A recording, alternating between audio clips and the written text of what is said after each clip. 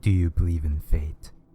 Well, whether you do or not, it exists, and it does seem to have a will of its own, but it also seems to be a reasonable beast, willing to flex and bend to those who prove themselves worthy of breaking from the default path they were assigned in life. Of course, it is the best of friends with karma, and together, they are merciless and cruel towards those they feel deserve it. Sometimes in life, we feel directionless, caught like a bug in water, spiraling down the sink. War between nations, a global pandemic, intolerance towards different people.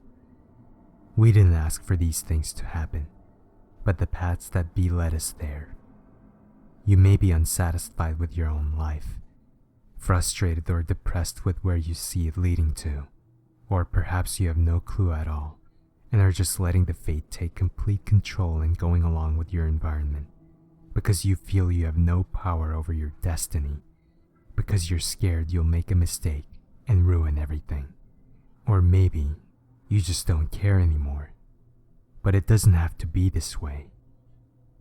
Find some pieces of paper, grid or white, a black marker, some thread and a needle, and some matches.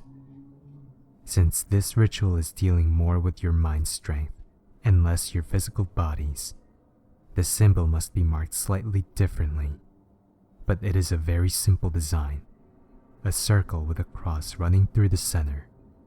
An example has been provided. There are two options to mark the symbol down. The first is to draw its shape on both of your eyelids, as you cannot draw on your eyes safely, and therefore, this is the closest you'll get between the channel of interpretation and your mind. You may use a mirror to help with this. However, should this be too difficult, or should you be lacking eyelids, possibly after having failed a previous ritual, you must then use your own body's essence. Prick your finger with the threading needle to draw the symbol with your blood on the paper. Regardless of how you drew the symbol, the ritual will now recognize you as the participant. On the paper you marked with blood, or just a separate piece of paper if you used your eyelids, write down a goal, an objective, something you want out of life. It has to be something very true and dear to your heart, not what outfit to wear tomorrow, or find $5 on the sidewalk someday. It has to be a destiny strong enough to sway fate into humoring you with a chance for the duration of the ritual. Once that's done, it's time to prepare the main part of the ritual. On the other side of that first paper, begin drawing squares with your black marker. If it's on white paper, the squares must be 1 inch by 1 inch, and the spaces between them should be 1/4 inch wide. If you're using grid paper, each black square should be 4 units by 4 units, and the paths between them 1 unit wide. You can do this on as many pieces of paper as you wish, but you must only connect them as minimally as possible, with thread and needle on the corners of the pages. You want to keep the paths between the squares as clear as possible, but clear tape is ill-advised should you fall into a certain pitfall during the ritual and need to end it quickly. You can do this ritual at any time of day or night, but the room must be enclosed, and no other witnesses. You'll learn why shortly. Make sure there's adequate lighting so that the white and black stands out from each other easily and that no part of the paper is shrouded in darkness. You'll want as much clear vision as possible. Now, an explanation. There are those who die trying to either trick fate or refuse to accept their destiny, and now their spirits wanders the infinite roads of time, witnessing all of the living who follow their own destinies, causing these souls to suffer, either through seeing people like them trying to cheat their futures only to fail in the end, or envying those who follow their own roads to a good and bright destiny. What you have created is a replica of the Crossroads, where people's paths intertwine and affect each other, whether for better or for worse. To begin the ritual, close your eyes for 10 seconds. Breathe in and out deeply, and then stare at the first intersection of white lines you see. Stare there and wait. Soon, the intersections around the one you're staring at will begin to fill in with the ghosts of the crossroads. Do not be alarmed. They won't harm you. Yet. It's a labyrinth, and they're just as lost in there as they were in life. However, the longer you stay, the more they'll begin to recognize your form as not one of their own. Your mind is now connected to this maze, but it is a necessary connection. One of the spots adjacent to your intersection will appear darker than the others. This is the spirit that'll lead you to the future you desire, as they once wished for the same thing, or something akin to it. And watching the paths of humanity for eternity, they have learned the way to attain it. Shift your gaze to the intersection with the ghost.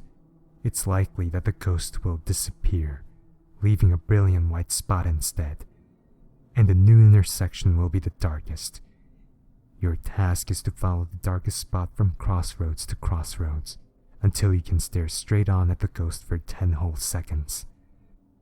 When you are ready to end the ritual, crumple up all of the paper into one ball, then take it somewhere safe and burn it completely, hence using thread over tape.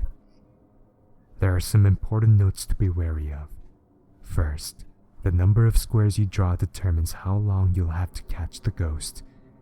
You must end your search, either successfully or unsuccessfully. Look away from the maze and destroy it before your time is up. Each square will give you 5 seconds of safety during the search, meaning every 12 squares will give you 1 minute. How many squares you choose to draw is up to you, but more crossroads means more time to chase your guide down. However, this comes at the risk of your mind becoming too involved with the puzzle, too obsessed in catching the specter. If this happens, and the time passes you by, the ramifications will eat your mind away. Even if it's only for a few seconds, it's enough to bring on the rot. You'll be pissed that you couldn't find it, and your brain will think that if you only had a few more seconds, you would have gotten it. It'll gnaw at you, being this close to changing your future, only to come up short. The black and white image will flash on the back of your eyelids, unable to escape its glare even in your sleep.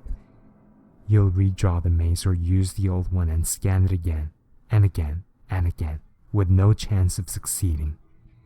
You'll walk away from it time and again, only to return and try once more, knowing that this'll be the one. This'll be the attempt that makes it. But fate's good fortune has fled from you, just like the elusive black spot on the intersection. Soon, your obsession will overtake you, until your form begins to wilt away from lack of self-care. Food will not satiate the hunger to catch the ghost. Drink will not quench the thirst for a better tomorrow. Your skin will stretch across your ribs and shrink wrap itself to the shape of your skull, sunken cheek and all, but it'll not matter to you. Only that black dot will fix things, and once you find it, you'll never have to worry about your future ever again. So for that, you'll accept the supposedly temporary price of pain and madness, with the final attempt ending in your sticky, rotting skin becoming one with the maze of your own design. Second, if you try to be clever and cheat fate, it'll know. You cannot do this ritual in someone else's place if they're too scared to do so. It is your own will, and you must sway your own fate. Only drawing 4 squares to create 1 crossroads will not work out well for you, along with any other method of cheating. Words will begin scrawling themselves across the paper, and you'll be forced to read them. These words will describe events that have either faded from your memory or have yet to happen. Horrible, heart-wrenching descriptions of lies, betrayals, and sins that you and the people around you have done and will do. Fate will tell you of every horrific moment of your life, and it'll make sure that this is the only path you'll ever be able to take. Third, if anyone else tries to help you hunt the ghost, it'll become completely impossible to find.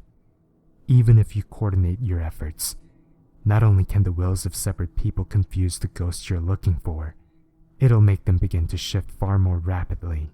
And if fate's feeling particularly cruel that day, expect to both be punished as shown in the last note. Fourth, if all of the roads begin to turn black, stay where you are until only the intersections show any shade. Once the road's clear, you can continue onwards. If they continue to blacken, immediately look away and destroy the maze. Don't look at the paper if you can try, for its entire exterior will have turned into shade of a starless night sky. This means that the ghosts have fully recognized your presence and want to tear your mind out and put it in the maze to replace themselves, so that they can get a second chance at living a life with a better destiny than the one that fate punished them with. And finally, if all of the intersections suddenly turn as white as the one you're staring at, well then, this ritual is no longer of use to you, since all of humanity is about to meet the same fate. If you do succeed in capturing your ghost though, close your eyes and focus on the image of the maze you just had until the words you wrote on the first paper appear in your mind. You can then end the ritual. After destroying the maze, you will suddenly feel refreshed with a sense of purpose. Your goal will be clear as day, and you may even have an idea or two on how to start walking the road to where you want to be. When opportunities arise that can further advance your goal, you'll get a feeling in the gut that tells you the action to take. It's not easy to describe, but you'll know it when you feel it. However, sometimes you may question the actions fate makes you take.